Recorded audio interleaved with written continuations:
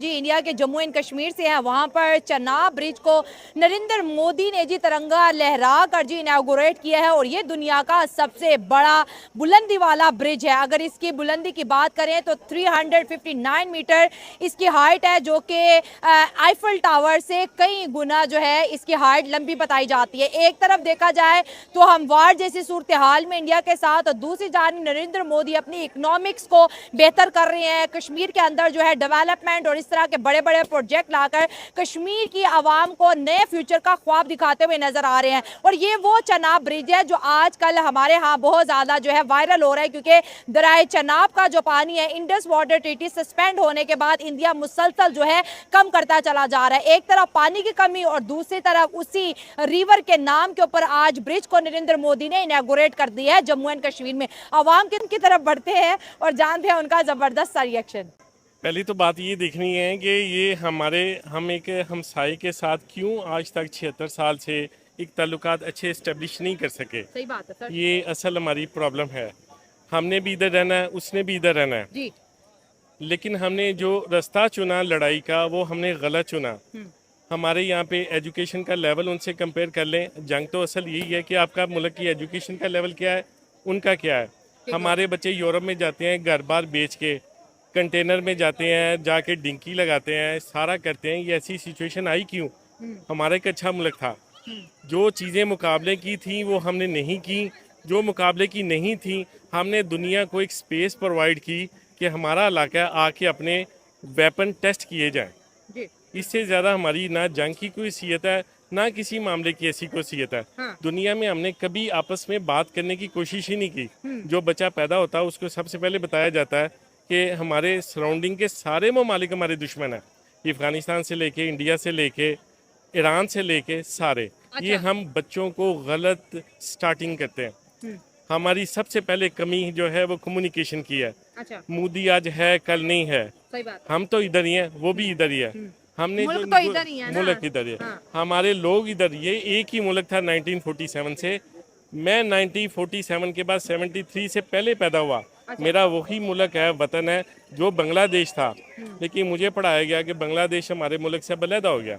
लेकिन मैं तो उस मुल्क में पैदा हुआ जिसमें बांग्लादेश और पाकिस्तान दोनों थे। जी बिल्कुल। तो ये चीज़ें हमारा जोग्राफिया भी में ख़राब बताया जाता है। और जो असल टारगेट है, अगर हम दुनिया में सारे मुल्कों के पास एटॉमिक वेपन नहीं है लेकिन वो सर्वाइवल की उस तरह की जंग नहीं लड़ते जिस तरह की हम लड़े हैं, ये एक बड़ी ज़्यादा प्रॉब्लम है। मतलब एक मुल्क एटमी पावर है लेकिन अपनी सर्वाइवर की जंग लड़ रहा है। देखिए, एटमी पावर होने का मतलब ये है कि आप ये कैसे सोचते हैं कि आप एटम बम चलाएंगे। क्या आपने हिरोशिमा नागासाकी का नहीं देखा? लाखों डिग्री टेम्परेचर बढ़ता है, लोग लाखों की तादाद में मरते हैं। हम इतनी बेहिस लोग हैं कि हमें पता ही, हम इसके मतलब ही नहीं समझ सकते कि एटम बम का मतलब क्या है। सही हो। हमने इससे पीछे जो ग्राउंड्स आनी है, जहाँ पे हमने निगोशिएशन करनी है, हम सारे से चीज़ें तय करनी है, वो हमने कभी अपने आप को तैयार किया ही नहीं। उस वजह से हम यहाँ तक पहुँचे कि वो शरारतें करता है, उधर से हम शरारतें करते हैं। ये नहीं हम कि मैं अपने आप को सेव करूँ, नहीं।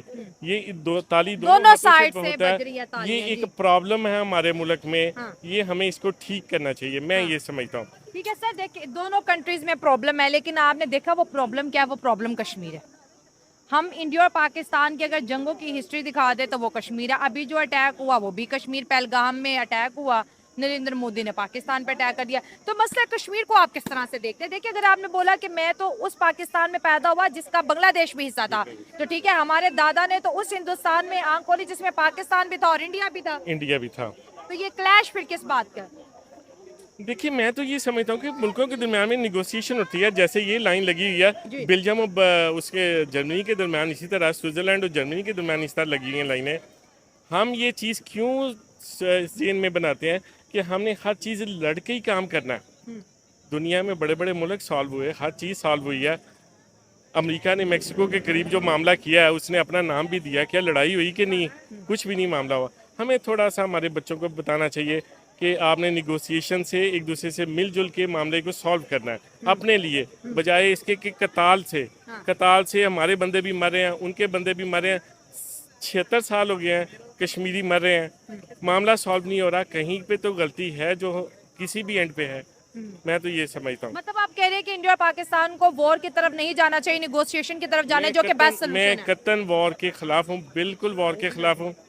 कि वॉर के बजाय ये वॉर तो आखिरी स्टेप होता है। हाँ ये इससे पहले के जो स्टेप है वो हमने कभी यूज़ किए नहीं। हमारा बच्चा कह रहा है कि हम सबसे पहले एटम बम फेंकेंगे, ये हम अपने बच्चे के लिए बड़ी गलत तरबियत कर रहे हैं। उसने पढ़ना है, उसने बड़ा होना है और ऐसी इकोनॉमी मुल्क को बनानी है जो इतनी स्ट्रांग हो जाए कि अगले हमारी स्ट्रांग इकोनॉमी को देख के आपके आराम से बड़े बात करें। खूबसूरत अल्फाज है कि इंडिया के साथ मुकाबला करो तो एजुकेशन में करो, वहाँ की मैन्युफैक्चरिंग, में हाँ करें, हाँ हेल्थ में करें, इंफ्रास्ट्रक्चर में करें। हमारे इन्वेस्टमेंट सिर्फ में। लाहौर से आप 60 किलोमीटर बाइक चले जाएं, आपको पता चलता है कि पाकिस्तान ये है ही नहीं जहाँ पे है।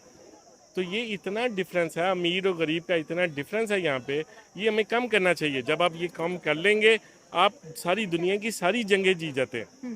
अगर आपकी ठीक है। हमारा तो देखिए, बात करें इंडिया और पाकिस्तान के बीच जो कन्फ्लिक्ट है, ठीक है, एक तरफ पाकिस्तान जो है रेडी है फॉर वार, और ऑन द अदर साइड अगर हम जम्मू एंड कश्मीर की बात करें तो आज नरेंद्र मोदी ने इनॉग्रेट किया world highest bridge with the name of Chenab bridge, ठीक है, और यहाँ पर इलेक्ट्रिकल ट्रेन्स भी वहाँ पर चलेंगी, ठीक है।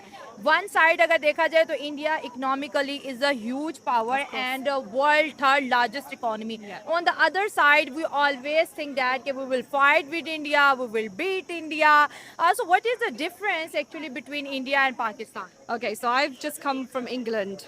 Okay. And obviously seeing it from that point of view, I can safely say that I feel like this whole situation is totally against the whole Muslim community. Okay. And the world is like trying to coordinate itself to attack Muslims particularly. Obviously, mashallah, Pakistan is a Muslim country, Yeah. right? Of it, so many, the whole country is Muslim. That in itself makes us a target. And just like what's happening with Palestine and what's happening with the terrible situation in Gaza, right? This is why he wants to try and follow Netanyahu's footsteps.